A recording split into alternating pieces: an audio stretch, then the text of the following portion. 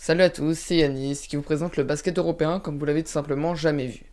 Si vous n'avez jamais entendu le nom de Alessandro Pajola auparavant, c'est que ce jeune prospect italien s'est révélé cette saison avec le Virtus Bologne, faisant preuve d'un réel QI basket et d'un sens du basket européen très fort. Il a pu profiter des écarts conséquents pour se faire une place dans la rotation. Aujourd'hui, on aborde déjà le quatrième épisode des prospects sur notre ami Alessandro Pajola. C'est parti, let's go. Bon, je vais entamer cet épisode en vous présentant très rapidement le profil du prospect italien. Alessandro Pajola mesure 1m95, pèse 93 kg, est âgé de 21 ans. Il a la nationalité italienne et joue pour l'équipe du Virtus Bologne. Ses stats en Eurocoupe au moment où je tourne cette vidéo sont équivalentes à 3,8 points, 2,4 passes décisives, 1,8 interceptions pour 6,6 dévals, soit la meilleure évaluation pour les jeunes de moins de 21 ans dans le championnat Eurocoupe. Son parcours est plutôt atypique puisque quand il est jeune, en 2014, il joue pour le Ancona Basket Junior, un jeune club lituanien. En 2015-2017, il signe avec le Virtus Bologne pour jouer en Serie A2, c'est-à-dire en deuxième division italienne avec la deuxième équipe du Virtus Bologne. En 2017-2018, il s'engage avec le Virtus Bologne. Enfin bon, il s'engage pas encore, mais il joue quelques matchs. Et c'est en 2020 qu'il s'engage jusqu'en 2025, très récemment, notamment cette saison, qu'il a annoncé son contrat jusqu'en 2025 avec le Virtus Bologne. Un joueur donc qui sera lié pour la longue durée dans le club italien. Bon, alors, qu'est-ce que ce jeune joueur a déjà accompli? J'ai eu un petit peu du mal à trouver, mais je vais tout simplement vous dire qu'en 2016, il finit troisième du championnat d'Europe U18 avec la sélection italienne, ce qui est plutôt pas mal pour une sélection italienne qui n'est pas non plus réputée pour faire des podiums en championnat jeune. En 2017, il finit deuxième du championnat du monde U19, ce qui est totalement un exploit. Il perd en finale face à la Team USA, bien évidemment. En 2019, il gagne la BCL avec le Virtus Bologne. Et en Eurocoupe, il a inscrit cette saison 12 points, 6 rebonds, 4 passes décisives pour 25 d'évaluation contre le Lokomotiv Kuban Krasnodar, ce qui restera sa plus grosse performance en carrière pour l'instant, avec un match plein contre Krasnodar, qui est quand même une sacrée équipe. Allez, la partie qui vous fait le plus plaisir, la partie point fort, point faible, où j'analyse profondément les qualités des joueurs. Alors pour Alessandro Pajola, déjà, pour vous dire, préciser avant, c'est que je l'ai vu jouer pas non plus des tonnes de fois, puisque je l'ai vu jouer une ou deux fois, et encore c'était des matchs plus serrés, donc il entre en jeu peu de temps. Voilà, j'ai pas vu le match quand il a joué contre Krasnodar, j'ai vu seulement des petits highlights, mais de ce que j'ai pu remarquer, Alessandro Pajola possède quand même de bonnes qualités défensives. Même s'il fait tout de même quelques petites fautes, ça reste quand même un défenseur très agressif, qui a pas peur de l'interception. S'il tourne à 1,8 interceptions de moyenne par match, c'est pas pour rien. C'est le meilleur jeune du côté des interceptions, capable d'agresser, d'aller taper des balles. Et ça, j'ai bien aimé vraiment du côté d'Alessandro Pajola. J'ai bien aimé aussi sa qualité de passe. C'est un très bon passeur, il a une excellente vision de jeu. Il tourne environ du coup à 2,4 passes décisives, ce qui est plutôt pas mal. Vraiment, il sait rendre meilleur ses coéquipiers, et ça, c'est quand même très positif pour un jeune joueur. Il a aussi une bonne adresse à 2 points, une bonne finition, que ce soit à mi-distance ou près du cercle, et même sur les flotteurs. J'aime bien aussi sa polyvalence, le fait qu'il soit capable aussi, de par sa taille, qui est plutôt grande pour un meneur avec 1m93, c'est d'aller arracher des rebonds sur la tête des grands, de prendre du rebond défensif et offensif. Et voilà, j'aime bien souvent voir des meneurs polyvalents, et il faut se souvenir quand même que Pajola est quand même un très bon joueur polyvalent. Par contre, il a quelques petites choses qui lui font défaut, notamment ses balles perdues. Sur une pression tout terrain, il peut notamment avoir des fois faire la mauvaise passe, perdre le ballon. Et c'est pas encore avec son handle qui est problématique, mais c'est que voilà, il peut se sentir vite fait pressé, il a pas cette expérience encore.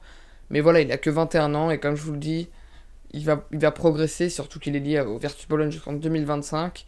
Et que pour l'instant, bah voilà, cette saison, elle doit être pleine pour lui. Quand tu as des meneurs devant toi comme Milos Teodosic et Markovic, qui sont des joueurs expérimentés européens, mais incroyablement bien, qui vont énormément aider à former Pajola, et je pense que ça va progresser. J'ai aussi mis son adresse à 3 points, qui est quand même un petit peu, voire vraiment décevante pour un joueur qui est censé être un meneur shoot, qui est censé être capable de bien shooter. 13% de moyenne à 3 points, bon, c'est pas suffisant pour Pajola. Bon, après, il a pris peu de tirs, hein. C'est pas un joueur qui a pris 46 tirs par match, mais voilà, il faut peut-être avoir plus de régularité, les prendre plus en bon rythme, parce qu'on sait qu'il est capable d'avoir de l'adresse, et trouver de l'adresse à longue distance. Mais il faut bien la travailler pour que ça devienne réellement menaçant pour les joueurs ou les équipes en face. Imaginez que je suis Madame Irma, comme d'habitude, je vais prédire, ou du moins en analysant sa saison, l'avenir de ce jeune Alessandro Pajola. Où va-t-il aller? Eh non, malheureusement, il jouera jusqu'en 2025 avec le Virtus Bologne. Pour moi, clairement, quand tu t'engages et que tu prolonges 5 ans avec un club, c'est que tu as envie en effet, de poursuivre l'aventure et donc vraiment de jouer plus avec le club. C'est pas que tu as envie de partir. Pajola n'est pas encore un joueur très scouté, même si voilà, on garde quand même un petit peu les yeux rivés vers lui. Mais c'est comme Milos Teodosic dans ses débuts, quoi. Il va être formé, ça va être un joueur qui va jouer en Europe essentiellement. Je pense qu'il n'aura pas d'avenir de pro part. C'est pour ça d'ailleurs que j'ai mis qu'il ne participera pas à la draft NBA 2021. Honnêtement, voilà, je le vois vraiment rester jusqu'en 2025 au Virtus Bologne et poursuivre toute sa carrière en Europe.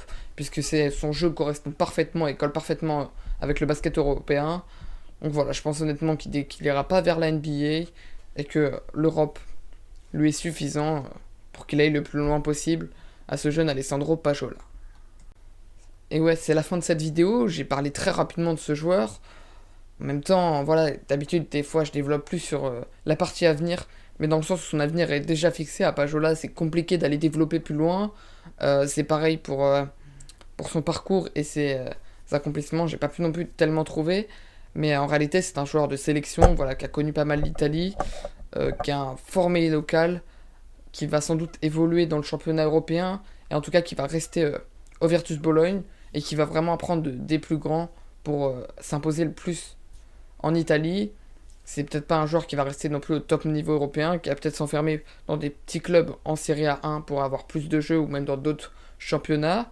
Mais en tout cas, il est plein d'avenir, et il a fait un super top 16 et même une saison régulière, et pour l'instant, il fait une super saison en Eurocoupe, et vraiment, je voulais le souligner en dédicaçant cet épisode à Alessandro Pajola, parce que je vois pas pourquoi je parlerais d'un Hugo Benitez sans parler d'un Pajola.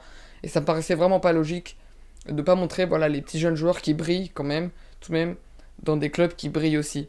Donc Alessandro Pajola est bien évidemment le bienvenu dans cette série. On attend maintenant de savoir les autres épisodes. En tout cas, si t'es pas abonné à cette chaîne, n'hésite pas à t'abonner et activer la cloche des notifications pour me soutenir tout simplement. On est une chaîne qui développe le basket européen. Si tu veux suivre le prochain épisode des prospects, j'en ai plein en vue. Je vais te dire des noms comme si par-ci, par-là. Ça va te donner envie de regarder les prochains épisodes, je suis sûr. Allez, Ousmane Karouba, Khalifa Diop, Victor Wembanyama, et j'en ai encore plein d'autres sous la semelle. Allez, donc moi je vous dis à la prochaine sur la chaîne de French Basket Europe, pour une prochaine vidéo, pour un prochain épisode des prospects. Allez, bye.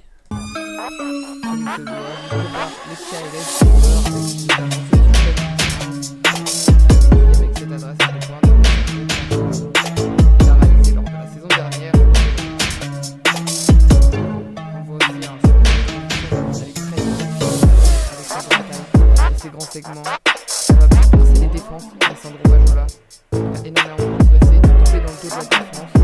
Il est aussi très bon sur le jeu de travail. On peut notamment le voir contre Venezia. Une action où il va parfaitement exécuter le système de jeu et être retrouvé Milos Teodosic, excellent passeur. Il va finir avec contact. Tout est parfait.